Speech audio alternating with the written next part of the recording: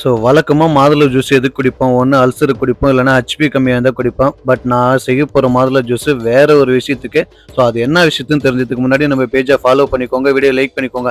So medium சைஸில் அழகாக ஒரு மாதுளம்பழம் எடுத்து கட் பண்ணி உரித்து நல்லா மிக்ஸி ஜாரில் சேர்த்துக்கணும்.